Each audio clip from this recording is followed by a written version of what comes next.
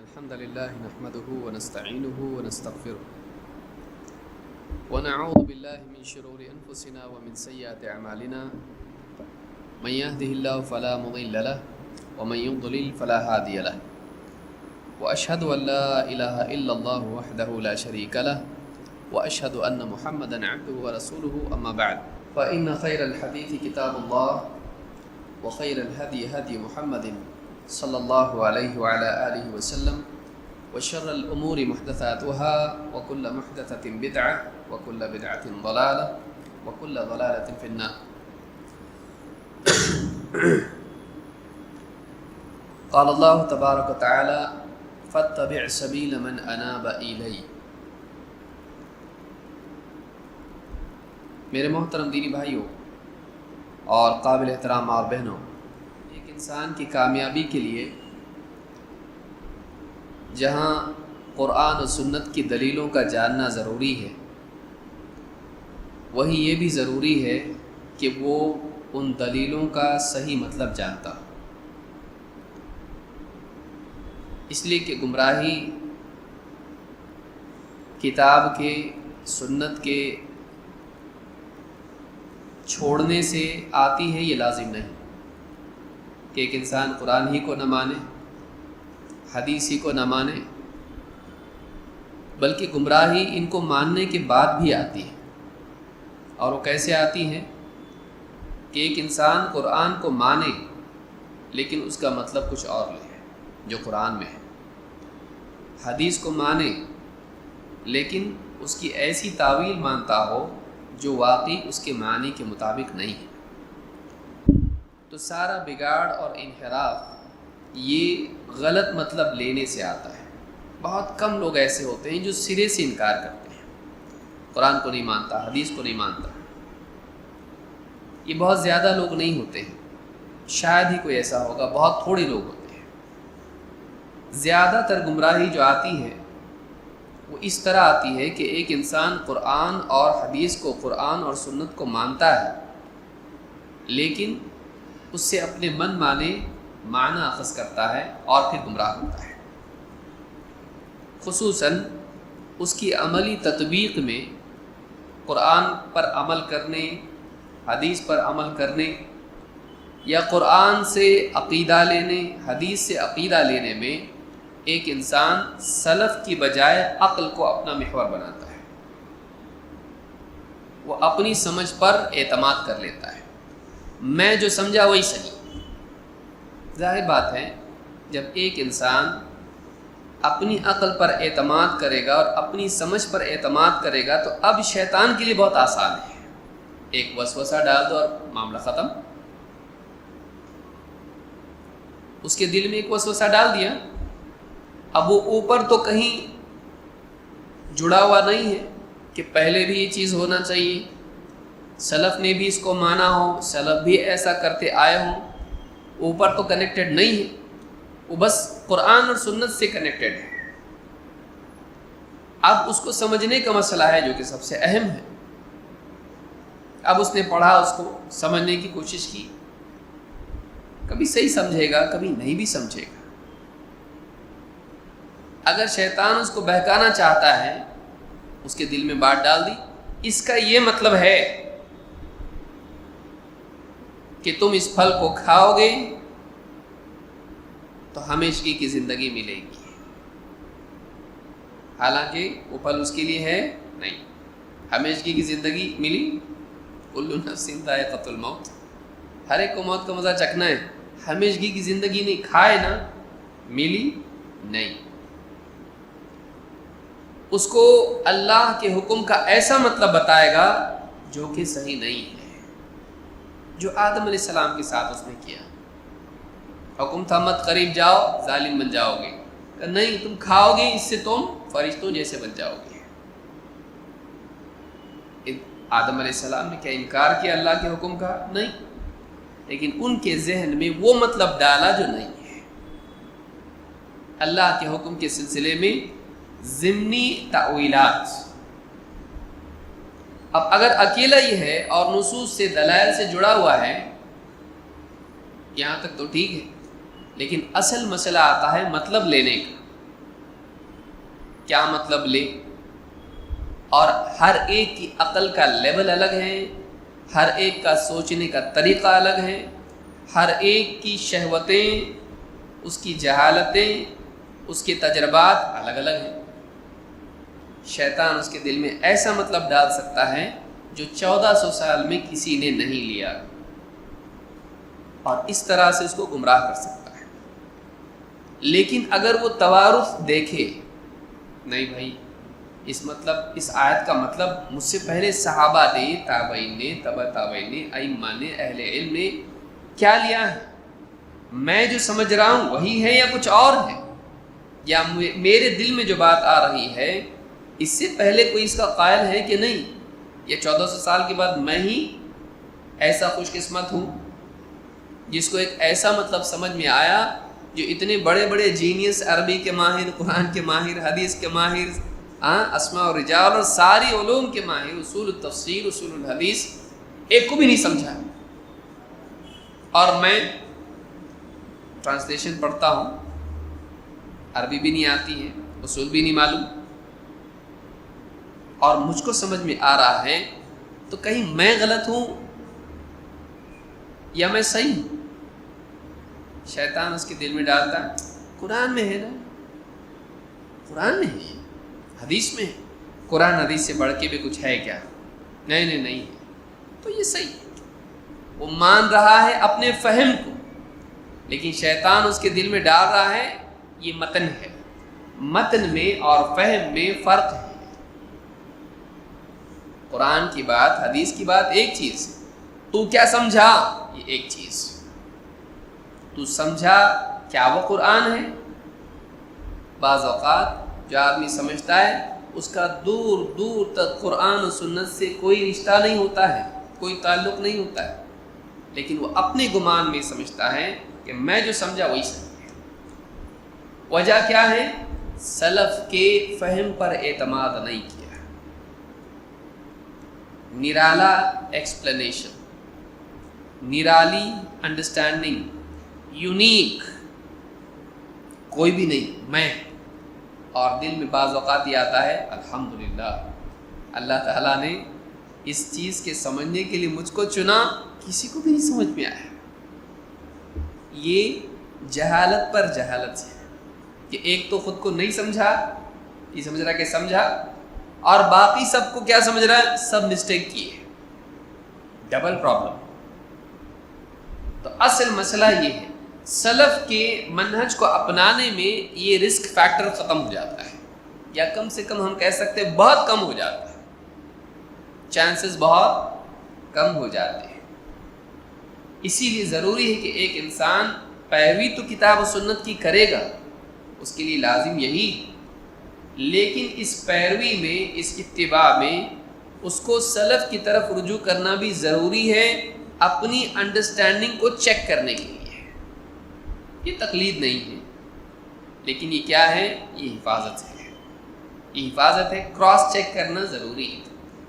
معمولی آدمی ہے، نوٹ گنتا ہے، اتنے نہیں اتنے، بیوی کے ہاتھ میں بھی دیتا، ذرا چیک کرو اتنے ہی ہے کیا، 100 ہے کہ نہیں ہے، دیتا نا۔ کیوں؟ غلطی ہو سکتی ہے، غلطی ہو سکتی ہے۔ ایک معمولی پیپر چیک کرتا ہے، مارکس چیک کرتا ہے، دیتا ہے مارکس، کراس چیک کے لیے بھی کسی کو دیا جاتا ہے، دیکھو برابر کاؤنٹنگ صحیح ہے کہ نہیں۔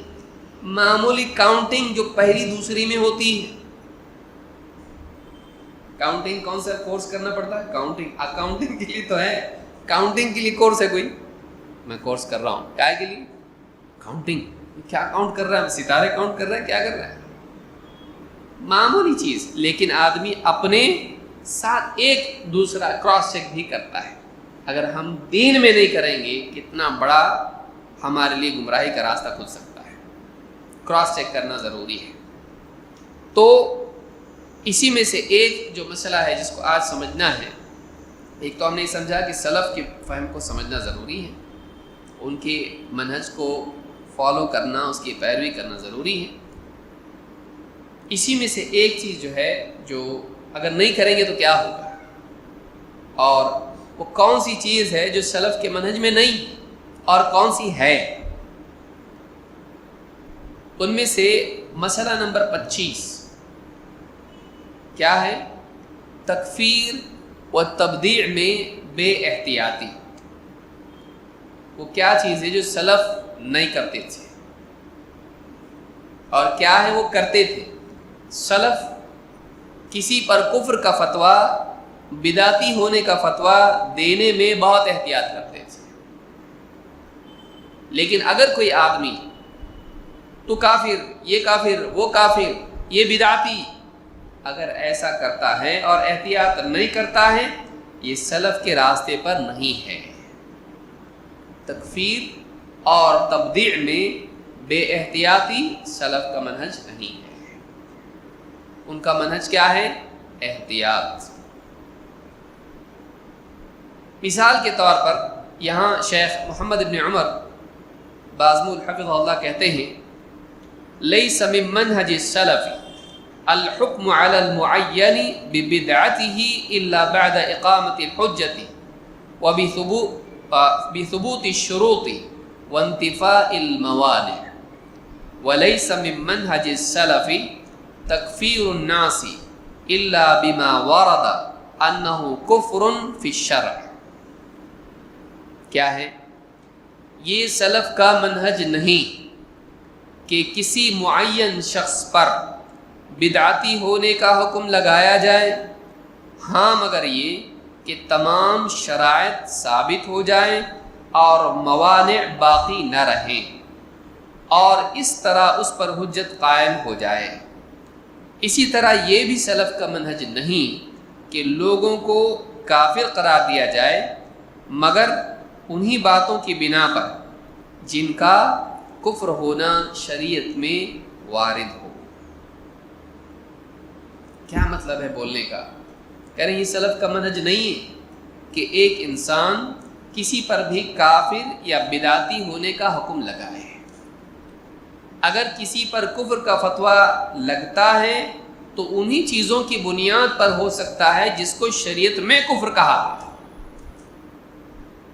کفر کا فتویٰ کیسے لگے گا؟ بولے دیکھو یہ آدمی کافر ہو گیا. کیوں؟ کعبہ کو پیٹ دکھاتا ہے یا بابا کو پیٹ دکھاتا ہے. تو بعض لوگوں کے نزدیک کیا ہے؟ درگاہوں کی تعظیم لازم ہے، اور وہ بھی کیسے؟ پیٹ نہیں دکھانا. آئے تو کیسا آنا؟ گرے تو بھی چلے گا لیکن الٹے پاؤں آنا، پیٹ نہیں دکھانا درگاہ کو. اب اگر کوئی پیٹ دکھایا کافر ہو گیا. کوئی کر سکتا ہے ایسا؟ نہیں. کیوں؟ اس لیے کہ کیا یہ چیز شریعت میں وارد ہے؟ یہ شریعت میں وارد نہیں کہ ایک انسان اگر کسی اللہ والے کی قبر کو یا کعبہ کو پیٹ دکھائے یا نبی صلی اللہ علیہ وسلم. اگر پیٹ، آپ کتنی روایتوں میں ہے، آدمی آیا سوالات پوچھے، جیسے وہ پیٹ پھیر کے جانے لگا آپ نے کہا صدق ان افلح ان صدق. اگر یہ سچ کہہ رہا ہے تو یہ کامیاب ہو گیا. کب؟ پیٹ پھیر کے جانے لگا. وہ نبی کو پیٹ دکھا رہا کہ نہیں دکھا؟ تو ایک انسان کافر ہوتا ہے کیسے؟ آپ کے گمان کی بنیاد پر نہیں کہ مجھ کو لگتا ہے یہ کفر ہے. نہیں. شیخ کیا کہہ رہے ہیں؟ سوائے الا بما ورد انہ کفر فی الشرع.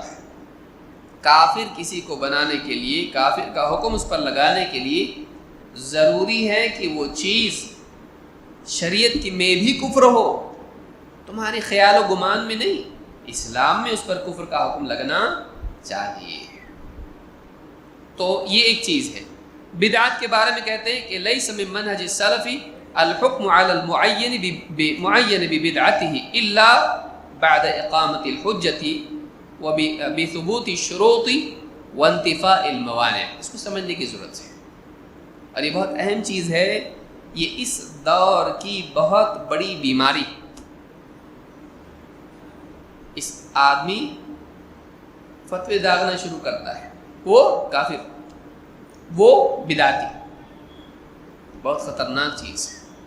کتنا خطرناک ہے یہ آگے حدیث سے ہم کو معلوم پڑے گا کہ کتنا خطرناک ہے. کہتے ہیں کہ کسی معین شخص پر بدعتی ہونے کا حکم لگانا یہ اس پر حجت تمام ہونے کے بعد ہی ہونا چاہیے. ایک. دو کہتے ہیں کہ جو شروط ہیں وہ پوری ہوں، موانع ختم ہوں. اس کو ہم بعد میں سمجھنے کی کوشش کریں گے آگے. اس میں دو مسئلے ہیں، ایک تکفیر، دوسرا تبدیع. تکفیر اور تبدیع ہم دونوں کو سمجھنے کی کوشش کریں گے ایک ایک کر کے. پہلے ہم تکفیر کو لیتے ہیں، زیادہ بھیانک ہے کہ کسی مسلمان کو اس کے اوپر کفر کا فتویٰ لگانا. اس کا شریعت میں کیا حکم ہے یہ دیکھیں گے. اس کے بعد انشاءاللہ وقت شاید نہیں رہے گا، اگلے ہفتے اس کو ہم تبدیع کو بھی دیکھنے کی کوشش کریں گے. قرآن کریم میں سورہ النساء آیت نمبر 94 میں اللہ تعالیٰ نے فرمایا یا ایھا الذین آمنوا، اے ایمان والو، اذا ضربتم فی سبیل اللہ فتبینوا، جب تم زمین میں سفر کرو تو احتیاط کرو، تحقیق کرو. فتبینوا، تحقیق کے ساتھ چلو. ولا تقولوا لمن القى الیکم السلام لست مؤمنا، کوئی شخص جو تم کو سلام کرے اس کے بارے میں تم یہ نہ کہہ دو کہ تم مومن نہیں ہے. کوئی آدمی تم کو سلام کرتا ہے تم اس کو یہ مت کہو تم مسلمان نہیں ہے، تم مومن نہیں ہے. وہ سلام کر رہا ہے اور تم کیا کہہ رہے ہو؟ تم مومن نہیں ہے. اس کی شان نزول میں واقعات صحابہ نے ذکر کیے ہیں کہ کسی شخص کو کسی جنگ میں صحابہ نے دیکھا مال غنیمت کے پاس ہے، انہوں نے دیکھا اس کو تو سلام کیا. اس نے یہ کیا سمجھے؟ مسلمان نہیں ہے، جان بچانے کے لیے کیا کر رہا ہے؟ سلام کر رہا ہے، قتل کر ڈالا ہے. اور بھی واقعات ہیں. حضرت اسامہ رضی اللہ عنہ کی حدیث ہے کہ جنگ میں لڑتے لڑتے لڑتے تلوار سے مارنے لگے، اس نے کلمہ پڑھ لیا. کلمہ پڑھ لیا اس نے، انہوں نے پھر بھی مار ڈالا اس کو. ساتھ میں جو صحابی تھے انصاری وہ رک گئے، انہوں نے مار ڈالا اس کو. میں نے کہا بتاؤں گا اللہ کے نبی صلی اللہ علیہ وسلم کو تو نے ایسا کیا ہے. آئے بتایا. آپ صلی اللہ علیہ وسلم نے پوچھا تو نے اس کے کلمہ پڑھنے کے بعد بھی اس کو مار ڈالا؟ کہا اللہ کے رسول اس نے جان بچانے کے لیے ایسا بولا تھا. کہا تو نے سینہ کیوں چیر کے نہیں دیکھ لیا کہ واقعی اس نے جان بچانے کے لیے بولا تھا یا واقعی سچا کلمہ تھا؟ یعنی آپ نے ڈانٹا اور آپ بار بار کہتے رہے. اس کے لا الہ الا اللہ کا کیا جواب دے گا قیامت کے دن؟ اس کی لا الہ الا اللہ کا کیا جواب دے گا؟ صحابی کہتے ہیں میرے دل میں تمنا ہوئی، اتنا دکھ ہوا مجھ کو سن کے کہ دل میں تمنا ہوئی کہ کاش اس سے پہلے میں مسلمان نہیں ہوتا ہے، کاش کہ میں آج ہی مسلمان ہوا ہوتا ہے. یعنی میرے نام اعمال میں نہیں ہوتا مسلمان ہونے کے بعد کہ میں نے ایک مسلمان کو جانتے بوجھتے قتل کیا، کلمہ پڑھنے کے بعد بھی یہ سمجھتے ہوئے کہ وہ کافر ہے. جان بچانے کے لیے بول، جان بچانے کے لیے بول رہا کہ مطلب مسلمان نہیں، کیونکہ مسلمان کا قتل کیا ہے؟ جنگ میں تو اس کے علاوہ بھی جائز نہیں ہے مسلمان کا. کافر کلمہ پڑھ لے تو اس کو قتل نہیں کر سکتے کیونکہ مسلمان ہوئے. کیسے قتل کیا؟ تو اس سے بات معلوم ہوئی کہ یہاں اللہ نے منع کیا ہے. اللہ نے فرمایا وَلَا تَقُولُ لِمَنْ أَلْقَى إِلَيْكُمُ السَّلَامَ لَسْتَ مُؤْمِنًا، جو تم کو سلام کرے تم یوں مت کہو کہ تم مومن نہیں ہے. وہ تو مسلمان ہو، وہ تو اسلام کا اظہار کرے اور تم کیا کرو؟ اس کے اسلام کا، اس کے ایمان کا انکار کرو. آج یہاں وہ تو کافر ہے، وہ مشرک ہے. اتنی آسانی سے آدمی بول دیتا ہے جیسے کوئی اس میں کوئی خطرے کی بات ہی نہیں. کیا جاتا ہے اس کے اندر؟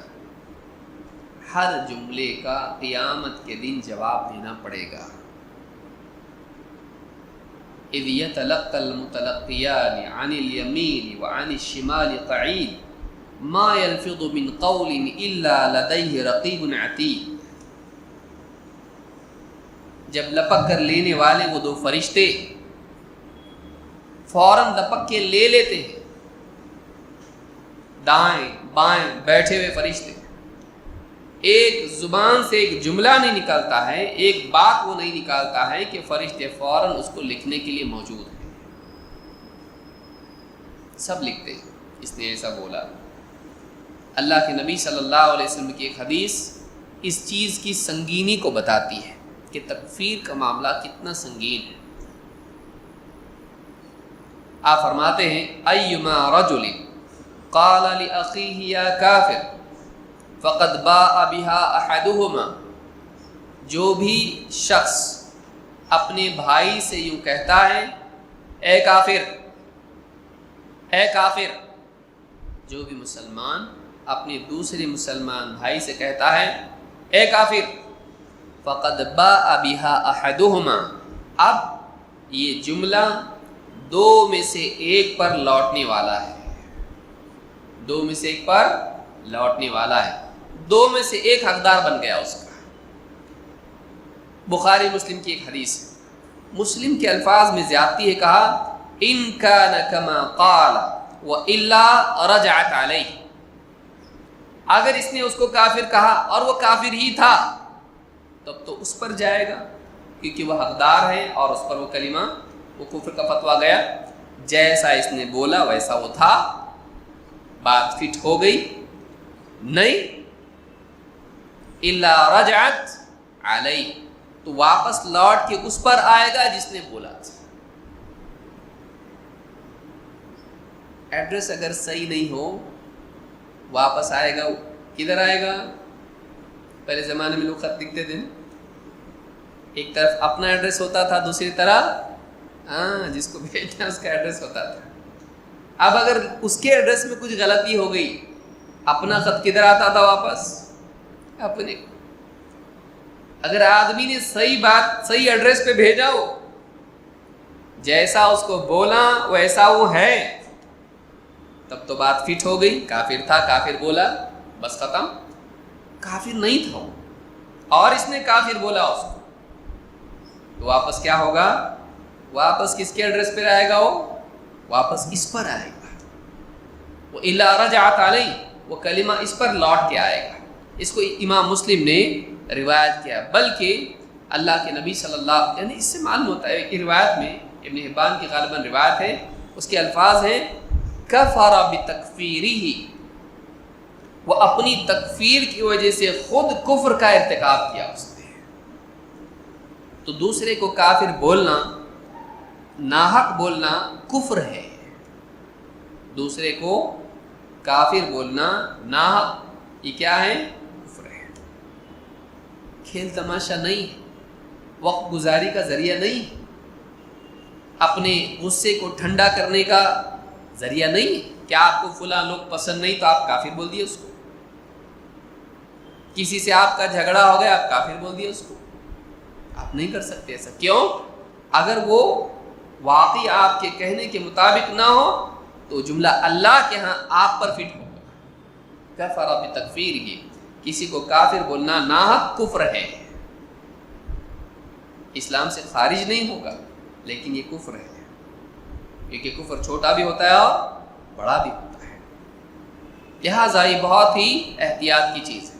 طبرانی کی ایک روایت میں اس کی سنگینی اور معلوم ہوتی ہے، اسی کے ساتھ ساتھ ایک اور چیز معلوم ہوتی ہے، اللہ کے نبی صلی اللہ علیہ وسلم فرماتے ہیں اذا قال الرجل لاخیہ یا کافر فہو کقتلہ، ایک آدمی جب اپنے مسلمان بھائی کو اے کافر کہہ کے پکارتا ہے یا اس پر کفر کا فتویٰ لگاتا ہے، اس کو کافر بولتا ہے، تو آپ فرماتے ہیں فَهُوَ كَقَتْلِهِ، یہ ایسا ہے جیسے اس کو قتل کرنا۔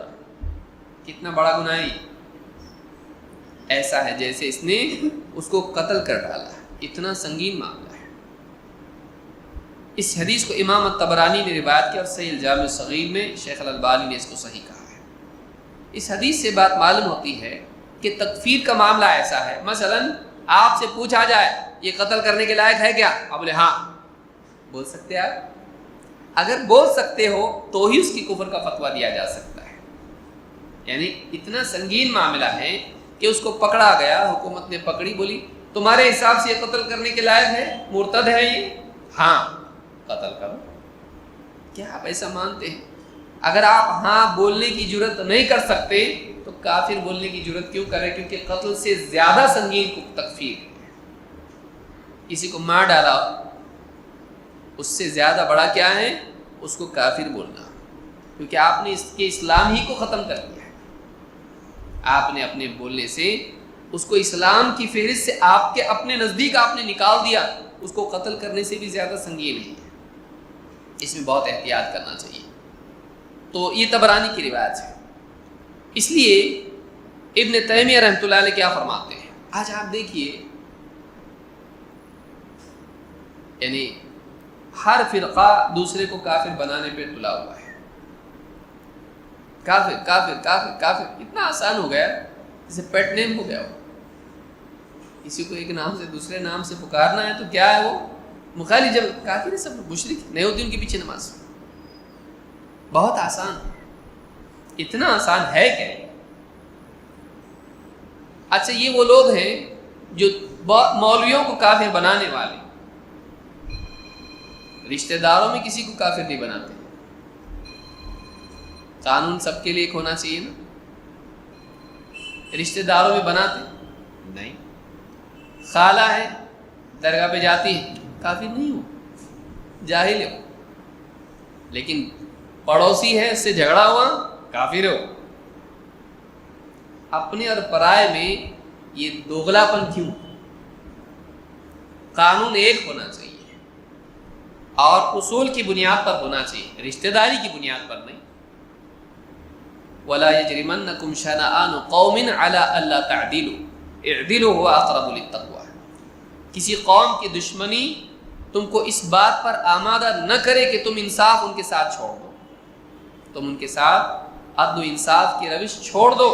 کسی قوم کی مخالفت اور دشمنی تم کو اس بات پر آمادہ نہیں کرنا چاہیے، تم عدل و انصاف کرو، یہ تقویٰ سے زیادہ قریب ہے۔ اپنا ہو اگر کافر ہے کافر ہے، پرایا ہو دشمن ہو، اگر کافر نہیں تو کافر نہیں ہے۔ آدمی میں انصاف ہونا چاہیے اور لاپرواہی نہیں ہونا چاہیے، احتیاط ہونا چاہیے، کیونکہ زبان سے نکلنے والے الفاظ اس کی آخرت کے فیصلے پر اثر ڈالتی ہیں۔ یہ الفاظ اس کے آخرت کے فیصلے پر اثر ڈالتے ہیں۔ اس کا حال کیا ہوگا؟ ابن تیمیہ رحمۃ اللہ علیہ کا جملہ آپ دیکھیے کیا کہتے ہیں، کہتے ہیں وَأَيْضًا فَإِنَّ الْكِتَابَ وَالسُّنَّةَ قد دل على ان اللہ لا يعذب احدا الا بعد ابلاغ الرسالہ۔ کہتے ہیں کتاب و سنت میں اس بات کی واضح دلیل موجود ہے، اسی طرف ہماری رہنمائی کرتے ہیں کتاب و سنت۔ قد دل على ان اللہ لا يعذب، اللہ تعالی عذاب نہیں دیتا ہے، الا بعد ابلاغ الرسالہ، رسالت یعنی اللہ کا پیغام پہنچانے کے بعد ہی عذاب بھیجتا ہے۔ اللہ کے نزدیک کوئی انسان عذاب کا حقدار تبھی ہوتا ہے جب اللہ کی طرف سے اس کے پاس پیغام آ جائے۔ فَمَن لَّمْ تَبْلُغْهُ جُمْلَةً لَّمْ يُعَذِّبْهُ رَأْسًا، جس کے پاس سرے سے اللہ کا پیغام پہنچا ہی نہیں، رسول کی بات آئی ہی نہیں، وحی والا علم اس تک گیا ہی نہیں، پہنچا ہی نہیں، تو اللہ اس کو سرے سے عذاب نہیں دیتا ہے۔ اور وَمَن بَلَغَتْهُ جُمْلَةً دُونَ بَعْدِ التَّفْصِيلِ، لیکن اس کے پاس اگر اجمالی پیغام پہنچا ہے، تفصیلی نہیں، ڈیٹیلڈ بات نہیں پہنچی، لیکن مجمل بات پہنچی ہے، تو لم يعذبه الا على انکار ما قامت علیہ الحجۃ الرسالیہ، کہتے ہیں کہ اس کو اللہ عذاب نہیں دے گا مگر اس وقت جب وہ اس پیغام کا انکار کر دے جتنا اس تک پہنچا ہے۔ جیسے مثال کے طور پر ایک آدمی 5 نمازیں اس کو معلوم ہوئی، لیکن اس کے علاوہ نمازیں اس کو معلوم نہیں، اس نے اسلام قبول کیا تو اس کو بتایا گیا کہ دن رات میں 5 نمازیں جن کو پڑھنا چاہیے۔ اب اس آدمی کا بس اس کو کسی نے بتایا کہ تہجد پڑھنا بھی سنت ہے، کہا میں نہیں مانتا تہجد۔ اس نے کہا عید کے دن بھی نماز ہوتی ہے، نہیں مانتا میں اس کو۔ جمعہ کے دن بھی نماز ہے، نہیں۔ کیونکہ اس تک وہ بات پہنچی نہیں کہ 5 وقت کی نماز تو ہے لیکن اس کے علاوہ اور نمازیں بھی نبی صلی اللہ علیہ وسلم نے پڑھائی ہیں. وہ کون سی ہیں؟ جمعہ کی اور عیدین کی. اس تک ہی بات نہیں پہنچی. اس کو کلمہ پڑھانے والے نے بتایا 5 وقت کی نماز سے. جمعہ بتایا نہیں, عید بتایا نہیں. اب کسی نے اس کے سامنے کہا ایسا ہے, اس نے کہا نہیں مانتا میں. کیوں؟ اس لیے کہ اب تک اس تک وہ دلیل پہنچی نہیں. کسی نے بتایا دیکھو ایسا حدیث میں ہے, اچھا ایسا ہے کیا, مانا, تو کافر کیسے؟ ہاں اگر دیکھنے کے بعد دلیل کے بعد بھی انکار کر دیا. اب پہلے اجمالی علم پہنچا تھا. اجمال کس کو کہتے ہیں؟ جو ڈیٹیلز نہ, 5 نمازیں اجمال, ڈیٹیل نمازیں تھی ساری, 5 کے علاوہ ساری نمازیں اس کے سامنے نہیں آئیں. تو جتنا پہنچا تھا اگر 5 نمازوں میں سے کسی کا انکار کر دے کافر ہو گیا, کیونکہ اس کا علم پہنچا. نہیں پہنچا اگر دوسرا علم تو اس کی بنیاد پر اس کو کافر ہم بول سکتے ہیں؟ نہیں بول سکتے, نہیں بولنا چاہیے. تو کہتے ہیں کہ ومن بلغت جملۃ دون بعض التفصیل لم يعذبه على الانکار ما قامت علیہ الحجۃ الرسالیہ. اللہ تعالیٰ اس کو عذاب نہیں دے گا ہم اگر اتنے کے انکار پر جس کی رسالت کے اعتبار سے علم اس تک پہنچا ہے, رسول والا علم اس تک پہنچا ہے. لہذا یہ مجموع الفتاوی میں جلد نمبر 12 صفحہ نمبر 493 پر شیخ الاسلام ابن تیمیہ رحمہ اللہ نے بات کہی ہے. اس سے ایک بات یہ معلوم ہوئی کہ جتنا علم انسان تک پہنچتا ہے آدمی اتنے کا مکلف ہوتا ہے.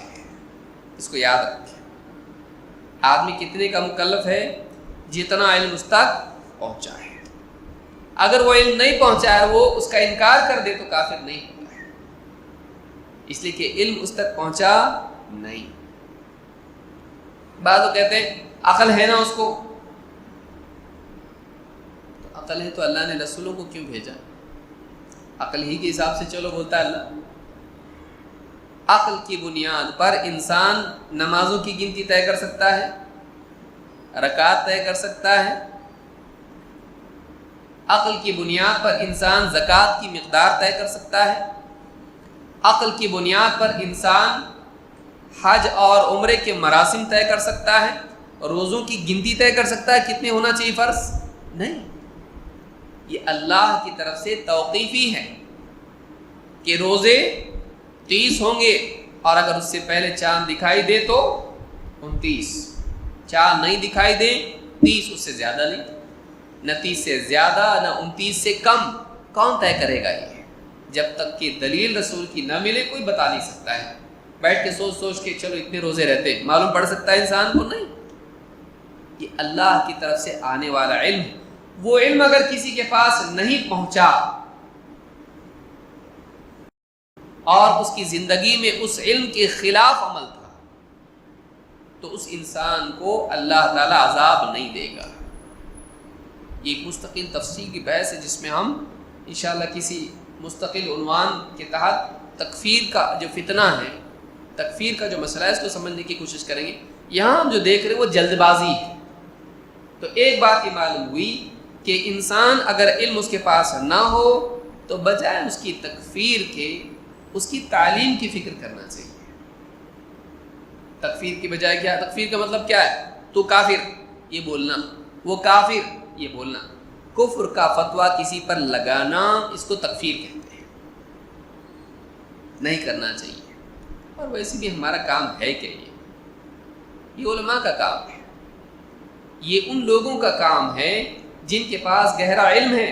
وہ ایک انسان میں اور دوسرے انسان میں, ایک حالت میں اور دوسری حالت میں فرق کر سکتے ہیں. ہر جگہ وہ کوئی سٹیمپ نہیں ہے کافر, آپ لے لیے کافر, ایسا نہیں ہے. ہر آدمی الگ ہوتا ہے, اس کی سچویشن الگ ہوتی ہے. کیونکہ یہاں ابن تیمیہ رحمۃ اللہ علیہ سے پہلے بھی یہاں پہ یعنی ابن تیمیہ رحمۃ اللہ علیہ کیا کہہ رہے ہیں کہ ایک تو یہ کہ اس تک یعنی موانع اور شروط، یعنی اس سے پہلے شیخ محمد بن عمر بازمل کہہ رہے ہیں کہ شروط پوری ہونی چاہیے اور موانع نہیں ہونا چاہیے۔ اب یہ ایک فقہی مسئلہ ہے کہ شروط اور موانع کیا ہوتا ہے، اس کو بھی سمجھیے، یہ بات آ گئی تو سمجھ لیجیے۔ شرعی احکام کے نفاذ کے لیے دو چیزیں ضروری ہیں، ایک یہ ہے کہ شرائط پوری ہوں اور دوسرے یہ کہ اس میں کوئی موانع نہ ہو۔ مثال کے طور پر عورت کا مسئلہ لے لیجیے یا انسان مرد کا مسئلہ لے لیجیے، فجر کی نماز پڑھنا ہے، 3 بجے پڑھ سکتے، جلدی پڑھ رہا نا، عبادت میں جلدی کرنا چاہیے، تو کیا کوئی آدمی 3 بجے فجر کی نماز پڑھ سکتا ہے؟ ہمارے یہاں پر کیونکہ 3 بجے کیا ہو رہا ہے، وقت ہو رہا ہے نا فجر کا؟ نہیں، کتنے بجے ہوتا ہے ابھی؟ 5 کے بعد ہی ہے، 5 سے پہلے ہے نہیں۔ اب 3 بجے پڑھ لیا، آفس سے آیا میں، رات کی ڈیوٹی تھی، اب نیند کھلے گی نہیں کھلے گی، تو کال کرے سو آج کر، آگے کرنے کی بجائے ابھی کر لو، جلدی کرو، نیکیوں میں جلدی کرنا چاہیے۔ پڑھ لی اس نے نماز، ہوئی نماز، کیوں؟ اس لیے کہ نماز کے صحیح ہونے کے لیے پہلی شرط کیا ہے؟ وقت صحیح ہونا چاہیے، یعنی نماز کا وقت ہونا چاہیے۔ وقت ہوا نہیں، وقت سے پہلے نماز پڑھی، نماز کی قبولیت کی شرط ہے کہ نماز کا وقت ہوا ہونا چاہیے۔ اگر یہ شرط اس نے پوری نہیں کی تو نماز ہوگی نہیں۔ وقت ہو گیا اور پڑھا اس نے نماز، لیکن جنابت کی حالت میں ہے۔ جنابت کی حالت کا مطلب کیا؟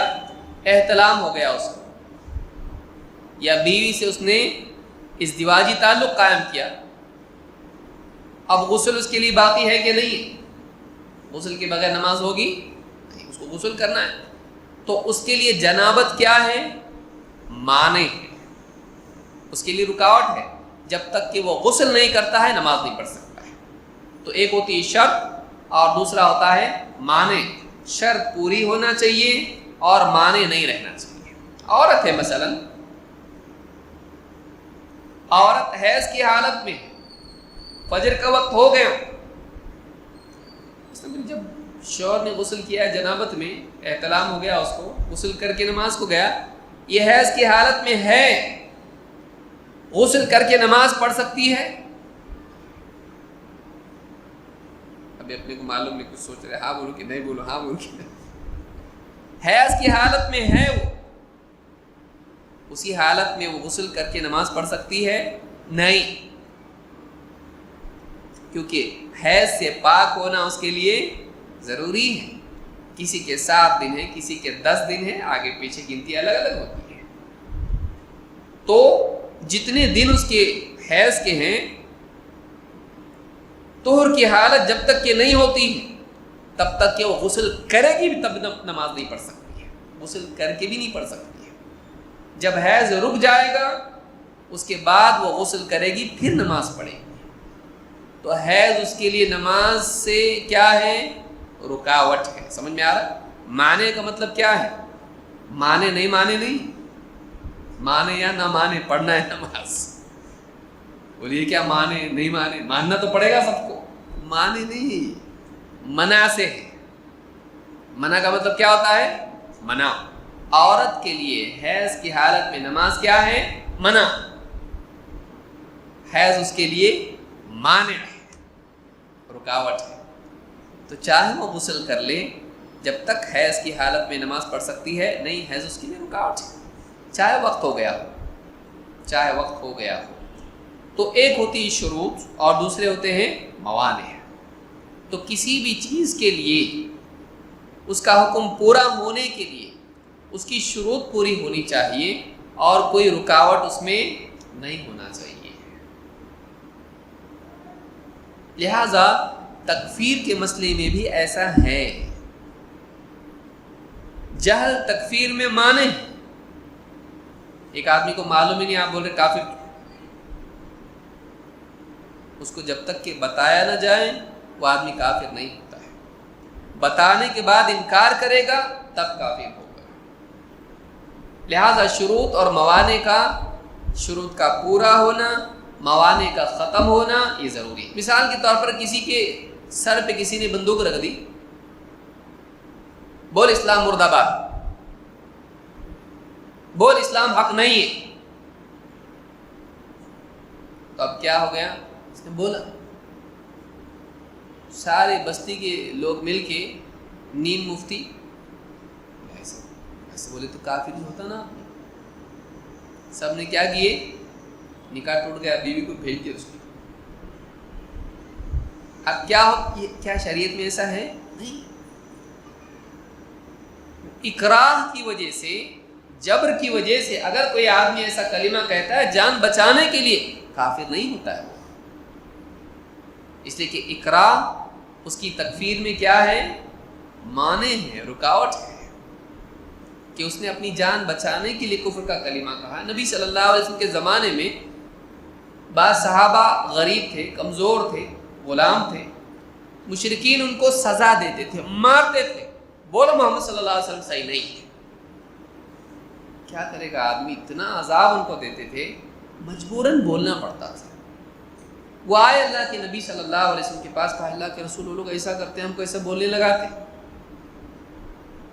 کہا اگر وہ آئندہ بھی تم کو ایسا کریں تو وہی بولنا جو تم نے بولا ہے. آپ سوچئے، آپ نے بولے کافر ہوگا یہ، رجا اس کو قتل کر دو. ہم لوگ بہت جلدی کرتے ہیں، ہم نماز پڑھنے کی جلدی نہیں کرتے ہیں، لیکن ہم لوگ کیا کرتے ہیں؟ لوگوں کو کافر بنانے کی بہت جلدی کرتے ہیں. دین سیکھنے کی جلدی نہیں کرتے ہیں، لیکن دوسروں کو جہل کے باوجود کافر قرار دینے بہت جلدی کرتے ہیں. کیا ملتا ہے اس سے؟ کوئی گولڈ میڈل ملتا؟ فرشتہ آ کے ہاتھ ملاتا؟ اللہ کی طرف سے آسمان سے کچھ اس کے اوپر سونے چاندی کی کچھ بارش ہوتی، رحمت ملتی، کچھ اس سے پوائنٹس بڑھتے، اس کے ٹوکن جمع کرتا، کچھ کیا ہے؟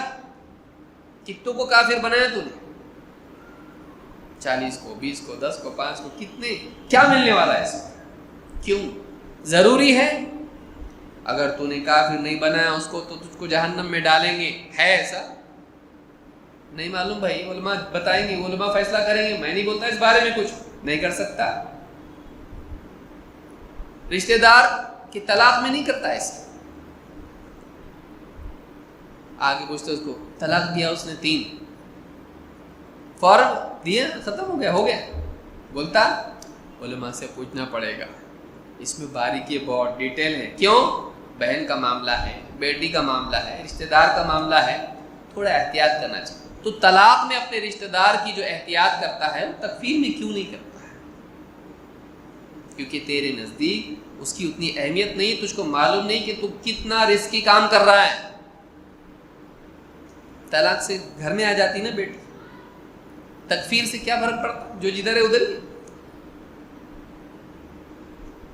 ہاں یہ ظاہر ہوتا ہے میں کتنا دین کا غیرت مند، بالکل برداشت نہیں کرتا میں کفر شرک کو، میں اینٹی کفر شرک ہوں.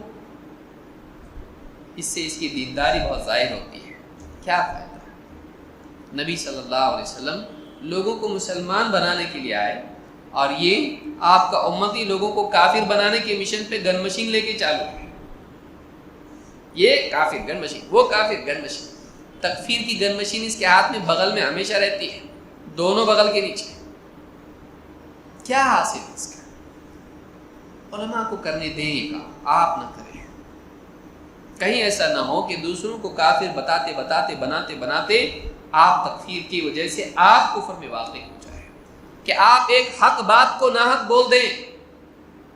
کبھی کبھی ایسا بھی ہوتا ہے، ایک بریلوی مولانا ہے، وہ ایسا بول رہے تھے، آگے پوچھتا کوئی، بول رہے تھے نماز میں جو ہے آستین اور پاؤں کی جو ہے پائچے جو ہوتے ہیں پجامے کے اوپر نہیں کرنا بولتے ہیں. وہ بیوقوف ہیں، ایسا کچھ بھی نہیں ہے، بکواس نہیں. اللہ کے نبی صلی اللہ علیہ وسلم نے بھی منع کیا اس سے. کبھی کبھی جہالت میں، دوسروں کی مخالفت میں آدمی کسی ایسی چیز کا انکار کر بیٹھتا ہے جو صحیح ہوتا ہے. وَلَا يَجْرِمَنَّكُمْ شَنَآنُ قَوْمٍ عَلَىٰ أَلَّا تَعْدِلُوا، کسی قوم کی دشمنی تم کو اس بات پر آمادہ نہ کرے کہ تم ناانصافی کرو. اور بے وقوفی ہے کہ جو مخالف ہے اس کی ہر بات غلط، بے وقوفی ہے، کامن سینس بھی نہیں ہے. کوئی آدمی پورا غلط نہیں ہوتا ہے، کچھ باتیں اس کی صحیح ہوتی، کچھ باتیں غلط ہوتی. امام مالک کیا کہتے ہیں؟ جو بھی آدمی ہوتا ہے اس کی کوئی بات لینے کی، کوئی بات چھوڑنے کی ہوتی سوائے اس قبر والے کی، محمد صلی اللہ علیہ وسلم. ساری باتیں صحیح، باقی سب کی کچھ باتیں صحیح ہوتی، کچھ غلط ہوتی ہیں. لیکن مذہبی فرقہ وارانہ تعصب کی وجہ سے جہالت میں آدمی بعض اوقات مخالفین کی صحیح بات کا بھی انکار کر دیتا ہے، اس وجہ سے کہ وہ لوگ غلط ہیں، بلکہ اس کی بنیاد پر کافر بھی بول دیتا ہو. نہیں ہونا چاہیے اس.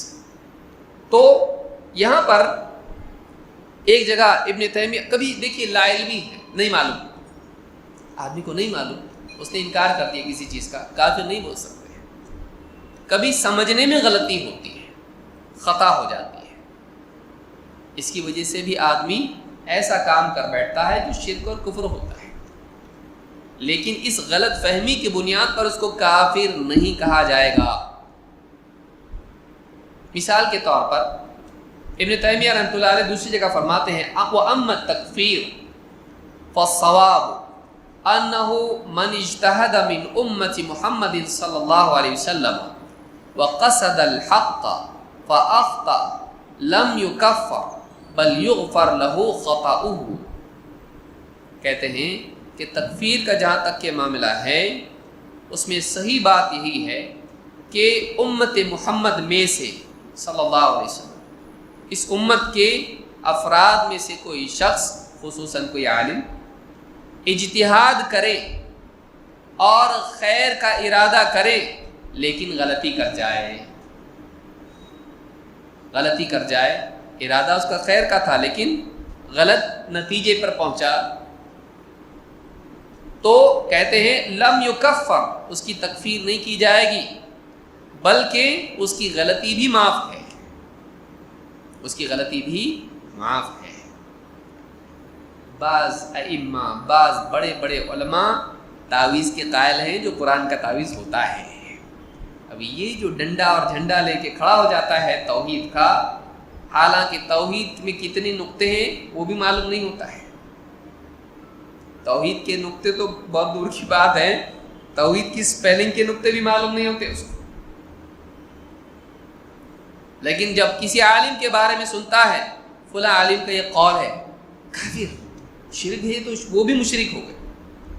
اگر یہ چیز شرک ہے وہ بھی مشرک ہو گئے. ضروری نہیں،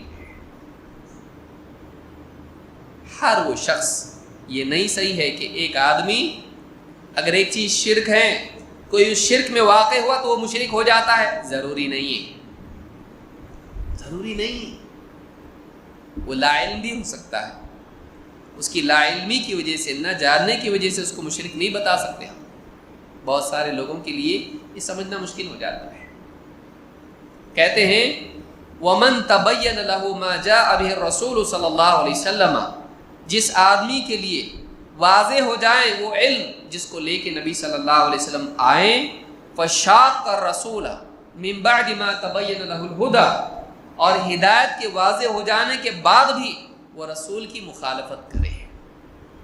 کہتے ہیں وَاتَّبَعَ غَيْرَ سَبِيلِ الْمُؤْمِنِينَ، اور ایمان والوں کا راستہ چھوڑ کے کوئی اور راستہ چلے، فَهُوَ كَافِرٌ. حق واضح ہونے کے بعد رسول کی مخالفت کرے، مؤمنین کی راہ چھوڑ کے چلے، کافر ہے. کہتے ہیں وَمَنِ اتَّبَعَ هَوَاهُ وَقَصَّرَ فِي طَلَبِ الْحَقِّ وَتَكَلَّمَ بِلَا عِلْمٍ فَهُوَ عَاصٍ مُذْنِبٌ. اور جو آدمی خواہش کی پیروی کرے اور حق کی طلب میں کوتاہی کرے اور بات کرے بغیر علم کے، تو ایسا آدمی گناہگار ہے، نافرمان ہے. دونوں میں فرق ہے. وہ گناہگار ہے. بعض لوگ کیا کہتے ہیں، اس کو معلوم ہونا چاہیے نا، اس نے علم نہیں سیکھا، جہالت کی وجہ سے اس نے شرکیہ عمل کیا، غلطی اس کی ہے، اس کو سیکھنا چاہیے تھا، تو اس نے نہیں سیکھا، کافر ہے، مشرک ہے، وہ گناہگار ہے. ہاں جانتے ہوئے کہ یہ شرک ہے، اگر شرک میں واقع ہوتا ہے تو اس کو مشرک آپ بول سکتے ہیں. اس کو تو معلوم ہی نہیں کہ شرک ہے، بلکہ یہ غلط ہے یہ بھی نہیں معلوم، اس کے پاس اس کا علم پہنچا ہی نہیں کہ جو کر رہا ہے یہ غلط ہے، لیکن وہ یہ مانتا ہے محمد صلی اللہ علیہ وسلم جو دین لے کر آئے وہ صحیح ہے، شرک غلط ہے، لیکن وہ شرک کر رہا ہے کیونکہ اس کو معلوم نہیں کہ میں جو کر رہا ہوں اولیاء اللہ کو مان رہا ہوں، اس کو پکار رہا ہوں، تو یہ سمجھ رہا ہے کہ شرک نہیں ہے۔ تو اگرچہ وہ شرک ہے کہ اولیاء کو مدد کے لیے آدمی پکارے ان کی وفات کے بعد، یہ شرک ہے، لیکن وہ آدمی مشرک نہیں ہوگا کیونکہ وہ جانتا نہیں، وہ جانتا نہیں ایسا نہیں۔ اللہ کے نبی صلی اللہ علیہ وسلم کے زمانے میں کچھ صحابہ نئے نئے مسلمان ہوئے تھے، امام ابن ابی عاصم نے اس کو اپنی کتاب السنہ میں ذکر کیا ہے اور صحیح حدیث ہے، کہتے ہیں ہم مسلمان ہوئے، نئے نئے مسلمان ہوئے تھے، ہمارا گزر سفر میں نبی صلی اللہ علیہ وسلم کے ساتھ ہوا، وہاں ایک مشرکین کا پیڑ تھا، اس کا پیڑ کا نام تھا کیا؟ ذات انواط، ذات انواط۔ مشرکین کیا کرتے تھے؟ اس پیڑ پر اپنی تلواریں لٹکاتے تھے برکت کے لیے، اور بعض علماء نے کہا ہے کہ وہ جو پیڑ تھا وہ ان کا معبود تھا، وہ پیڑ ان کا معبود تھا، اس کے اطراف وہ جمع ہوتے تھے سال میں ایک بار عرس کے لیے، اس کا بھی عرس ہوتا تھا، سال میں ایک بار جمع ہوتے تھے، اور عام دنوں میں بھی اس کے اطراف اعتکاف کرتے تھے، یعنی جمع ہو کے بیٹھتے تھے۔ اعتکاف کا مطلب ہوتا ہے پکڑ کی جگہ بیٹھ جانا، ٹھکانہ وہاں بنا لینا، اس کے در پہ بیٹھنا بولتے ہیں نا جیسے۔ تو وہ جو پیڑ تھا اس پر تلواریں لٹکاتے تھے اور یہ سمجھتے تھے کہ اس سے ہم تلوار اگر اس پہ لٹکائیں گے ہم جنگوں میں جیتیں گے، یہ ہماری مدد ہوگی، تبرک ایسا کرتے تھے۔ بعض صحابہ نے جب دیکھا وہ پیڑ کے پاس سے گزرے تو کہا اے اللہ کے رسول ہم کو بھی ایسا ایک پیڑ بناؤ۔ ریکویسٹ کیا ہے؟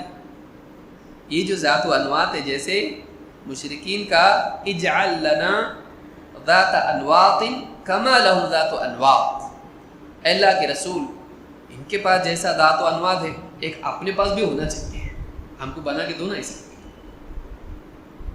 اللہ کے نبی صلی اللہ علیہ وسلم نے کیا کہا؟ سبحان اللہ، بعض روایات میں اللہ اکبر، اللہ اکبر۔ یہ ویسا ہی ہے جیسا موسیٰ علیہ السلام سے ان کی قوم نے کہا اجعل لنا الہا کما لہم آلہہ، اے موسیٰ ہم کو بھی ایک ایسا معبود بناؤ نا جیسے ان کے معبود ہیں۔ موسیٰ علیہ السلام کی قوم بنی اسرائیل سفر میں ساتھ میں موسیٰ علیہ السلام کے تھے، ایک جگہ سے گزرے، دیکھا کچھ بتوں کی عبادت کرتے ہیں وہ لوگ، ان کو بھی پسند آئے، وہ دل کس پہ آئے گا بول نہیں سکتے، اپنے بھی ایسا ہونا چاہیے، بہت زبردست ہوتا ہے۔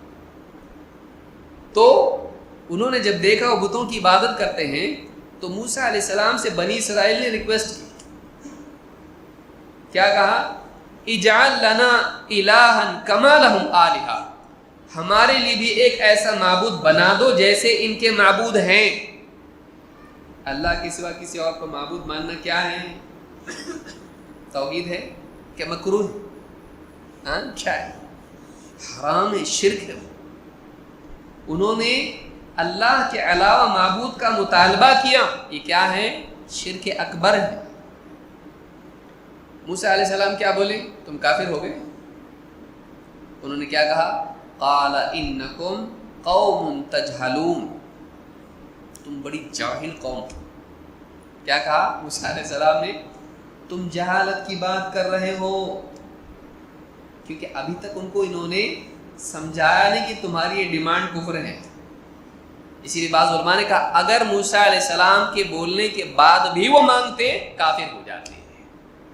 اسی طرح سے وہ صحابہ جنہوں نے مطالبہ کیا ہم کو ایسا ایک ذات و انواط چاہیے، علماء نے کہا کہ اگر نبی صلی اللہ علیہ وسلم نے کہا یہ ویسا ہی ہے جیسا موسیٰ علیہ السلام سے ان کی قوم نے کہا کہ ہم کو بھی ایک ایسا معبود بنا دو جیسے ان کا ہے، اگر وہ آپ صلی اللہ علیہ وسلم کے بتانے کے بعد بھی واپس مانگتے لکفروا، وہ کافر ہو جاتے ہیں۔ بتانے سے پہلے کافر نہیں ہوتا ہے، بتانے کے بعد کافر ہوتا ہے۔ کیوں؟ کبھی لا علمی کی وجہ سے آدمی بولتا ہے، نہیں جاننے کی وجہ سے، نہیں جاننے کی وجہ سے آدمی ایسا کوئی کام کر سکتا ہے جو کفر ہو، جو شرک ہو، فوراً اس کے اوپر ربر سٹیمپ سے مشرک کا سٹیمپ نہیں لگانا چاہیے، اس کو بتانا چاہیے۔ بتانا بھی کیسا؟ اس کی بات اس کو ہی نہیں سمجھ رہی، اس کو کب سمجھنا؟ بولے اس کو میں نے بہت سمجھایا۔ کیا سمجھایا بتا؟ بولے میرے کو یاد نہیں آ رہا کیا سمجھایا۔ تیرا ایسا علم ہے، نہ دلیل تو دیا اس کو، نہ ڈھنگ سے سمجھایا اس کو تم نے، اور اس کو تو سمجھانا کہتا ہے؟ نہیں۔ بات واضح کرنا یہ ضروری ہے، ایسے سمجھایا جائے کہ سمجھ میں بات آئے، یہ نہیں کہ اور کنفیوز کرتے ہیں۔ کبھی کبھی سمجھانے والا ایسا سمجھاتا کہ غلط کا غلط ہونا واضح ہونے کی بجائے غلط زیادہ صحیح لگنے لگتا ہے۔ یاد رکھیں، ایسا نہیں سمجھانا چاہیے۔ واقعی علم کے ساتھ کوئی آدمی صحیح ڈھنگ سے سمجھائے تو کہتے ہیں، تو بعض لوگ کہتے ہیں کہ اس کو تو معلوم ہونا چاہیے وہ مسلمان ہے۔ اچھا، بعض لوگ کیا کہتے ہیں؟ قرآن تو آ گیا نا، ابھی آ گیا، لیکن اس تک پہنچا کیا؟ اس تک پہنچنا بھی ضروری ہے۔ بولتے نبی صلی اللہ علیہ وسلم 1400 سال پہلے آ گئے، قرآن آ گیا، اسلام آ گیا، اب اس کے بعد بھی کسی کو نہیں پہنچا تو اس کی غلطی، اس کی غلطی، اس تک نہیں پہنچا، اب تک وہ مکلف نہیں۔ علم کے نزول کے بعد بھی اس تک پہنچنا اصل حجت ہے، نہ کہ نازل ہو جانا نہیں۔ اللہ کے نبی صلی اللہ علیہ وسلم، دوسری مثال لیجیے، قرآن کریم میں اللہ تعالیٰ نے آیت نازل کی، فَوَلِّ وَجْهَكَ شَطْرَ الْمَسْجِدِ الْحَرَامِ، اے نبی آپ اپنا چہرہ مسجد حرام کی طرف کیجئے۔ آ گئی آیت، اور صحابہ کے لیے بھی آ گئی، مسلمانوں کے لیے بھی آ گئی، فَأَيْنَمَا كُنْتُمْ فَوَلُّوا وُجُوهَكُمْ شَطْرَهُ، تم جہاں کہیں ہو اپنا چہرہ مسجد حرام کی سمت میں رکھنا۔ آ گیا حکم۔ مسجد قبلتین سب لوگوں کو معلوم ہوگی، ایک مسجد ہے جس میں 2 قبلے ہیں مدینہ میں۔ کیوں ہے ایسا؟ اس کو کیوں بولتے ہیں ایسا؟ واقعہ یہ ہے کہ یہ لوگ نماز پڑھ رہے تھے مسجد میں، پہلے قبلہ کہاں تھا؟ مسجد اقصی، بیت المقدس، وہاں سب لوگ نماز پڑھتے تھے۔ جب یہ آیت نازل ہوئی تو کہاں ہو گیا قبلہ؟ مسجد حرام کی طرف۔ اب یہ لوگ، آیت تو نازل ہو چکی ہے، ان کو نہیں معلوم، تو کہاں نماز پڑھ رہے تھے؟ پچھلے قبلے کی طرف۔ ایک صاحب گزرے، دیکھا باہر سے مسجد کے اندر نماز چل رہی ہے، یہاں پہ فجر کی یا کوئی اور نماز، اور اصل کوئی نماز چل رہی تھی۔ انہوں نے دوار سے دیکھا، ارے یہ لوگ پرانے قبلے پہ پڑھ رہے، باہر سے آواز دی، کہا اللہ کے بندو تم پچھلے قبلے کی طرف نماز پڑھ رہے ہو، رات ہی میں آیت نازل ہو چکی ہے کہ قبلہ تبدیل ہو گیا اور مسلمانوں کو مسجد حرام کی طرف پھیر دیا گیا ہے۔ اب تک یہ لوگ کہاں پڑھ رہے؟ پچھلے قبلے کی طرف۔ امام صاحب نے کیا کیا؟ توڑ دی نماز، کیونکہ قبلہ صحیح ہونا نماز کے لیے ضروری ہے۔ کہیں بھی قبلے کے علاوہ نماز پڑھیں تو نماز ہوگی نہیں۔ تو کیا وہ لوگ مشروع قبلے کی طرف پڑھ رہے تھے؟ نہیں، وہ منسوخ قبلے کی طرف پڑھ رہے تھے۔ منسوخ پہ عمل کیا، تو آج اگر مسجد حرام کی بجائے مسجد اقصی کی طرف پڑھے گا نماز ہوگی نہیں۔ کیوں؟ کیونکہ اب قبلہ تبدیل ہو چکا ہے، تو ان کی کیسی ہوگی؟ لیکن ان کو معلوم یہی تھا کہ اب تک قبلہ تبدیل ہوا ہے نہیں، وہ تو وہیں پڑھ رہے ہیں، لیکن قبلہ تبدیل ہو گیا کہ نہیں؟ ہو گیا۔ علم آیا کہ نہیں آیا؟ ان تک نہیں آیا۔ قرآن آ گیا، بتا نا، قرآن تو نازل ہو گیا، اسلام آ گیا، نبی صلی اللہ علیہ وسلم آ گئے، اب کون سی جہالت؟ اب ان کو نہیں معلوم تھی، ان کی غلطی نہیں، ان تک علم نہیں پہنچا۔ تو امام نے کیا کیا نماز میں؟ دیکھیے وہ امام بھی امام ہی تھا، واقعی علم والا تھا، اس نے نماز میں ہی اپنا چہرہ کدھر کر لیا؟ نئے قبلے کی طرف. اور امام نے جب کیا تو مقتدیوں نے بھی کیا کیا؟ انہوں نے بھی اپنا قبلہ تبدیل کر دیا. علماء نے کہا کہ کیا وہ پچھلی نماز باطل ہوئی کہ نہیں؟ نہیں ہوئی. اس امام نے قبلہ تبدیل ہونے سے پہلے جس قبلے کی طرف پڑھی تھی نماز وہ تو کینسل ہو گیا، ابروگیٹ ہو گیا، وہ منسوخ ہو گیا. آج اگر اس طرف نماز پڑھے گا تو نہیں ہوگی. تو وہ نماز ہوئی کہ نہیں ہوئی؟ کہا وہ نماز ہوئی. انہوں نے اسی پر بنا رکھی، اس کو کٹ کر کے نئے سرے سے نماز نہیں پڑھی. معلوم ہوا کہ آدمی اسی وقت مکلف ہوتا ہے جب اس کے پاس علم آئے. آدمی کب مکلف ہوتا ہے؟ جب اس کے پاس علم آئے. چونکہ ان کے پاس پرانا علم تھا لہٰذا انہوں نے اسی طرف نماز پڑھی. انہوں نے نیا علم آنے کے بعد نماز جاری رکھی اور بچی ہوئی نماز نئے قبلے کی طرف پڑھی. معلوم ہوا کہ پچھلے قبلے کی طرف پڑھی ہوئی نماز باطل نہیں ہوئی جبکہ قبلہ تبدیل ہو چکا ہے. تو ایک انسان اگر اس کو معلوم نہیں تو گناہ گار نہیں ہوتا ہے. اس کو جو مولوی صاحب بتا دی وہ کر رہا ہے، اس کے پاس قرآن و سنت کا علم آیا نہیں، وہ دین سمجھ کے جو کر رہا ہے تو اسی کو دین سمجھ کے کر رہا ہے. اس کو نہیں بتایا گیا کہ واقعی دین یہ ہے، یہ دین نہیں ہے. تو اس بنیاد پر اس انسان کو کافر کیسے قرار دیا جا سکتا ہے؟ اس کو کافر نہیں بنا سکتے. کیوں؟ اس تک علم پہنچا نہیں، اس تک علم آیا نہیں.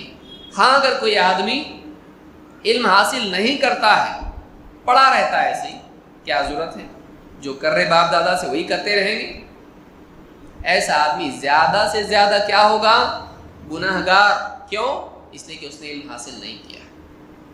ہر ایک کو معلوم علم ضروری ہے، چاہے وہ گاڑی چلانا ہو، چاہے وہ دوائی کھانا ہو، چاہے کوئی بھی کام کرنا ہو. یہ ہر آدمی کو معلوم ہے کہ علم حاصل کرنا ضروری ہے. نہیں کرتا ہے گناہ گار ہوگا، لیکن کافر ہوگا نہیں جب تک کہ وہ انکار نہ کرے، جب تک کہ وہ شرک نہ کرے، جانتے بوجھتے کہ یہ شرک ہے، جانتے بوجھتے کہ یہ کفر ہے. لہٰذا ایک آدمی کو فوری طور پر کافر بنا دینا یہ صحیح نہیں ہے. تو میں سمجھتا آج کے لیے اتنا کافی ہے. مزید اس میں کچھ باتیں ہیں انشاءاللہ ہم اگلے درس میں دیکھیں گے، خاص طور سے تبدیع کے سلسلے میں کہ کسی کو بدعتی قرار دینا کیا یہ مناسب ہے اور اس کی کیا شروط وغیرہ ہیں. اس تعلق سے تفصیلات علماء نے کیا بتائی ہیں انشاءاللہ اس کو ہم دیکھیں گے. اقول ھذا واستغفر اللہ